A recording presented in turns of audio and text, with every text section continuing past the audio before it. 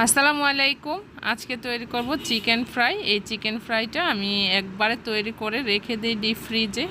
তো এখানে আমি চিকেন নিয়েছি আর চিকেনের টুকরোগুলোকে এভাবে একটু ছোট করে কেটে ধুয়ে পানি ঝরিয়ে নিয়েছি।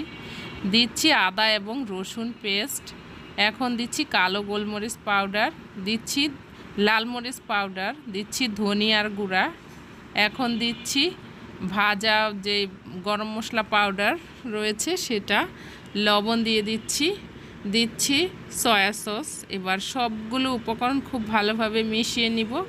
এখানে আমি লেবুর রস দিয়েছিলাম, সেটা আমি ক্যাপচার করতে ভুলে গিয়েছিলাম, আপনি লেবুর রস দিয়ে দিবেন। তারপর খুব ভালোভাবে মশলাগুলোকে ম্যারিনেট করে রেখে দিব 1 ঘন্টার জন্য। 1 ঘন্টা পর এখন দিচ্ছি কর্নফ্লাওয়ার, ময়দা আর দিচ্ছি হচ্ছে বেসন। এবার সবগুলো উপকরণ খুব ভালোভাবে মেখে নিব।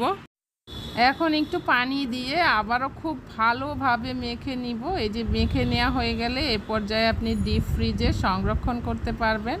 যখন ফ্রাই করবেন তার 1 ঘন্টা আগে নামিয়ে নিলেই হবে।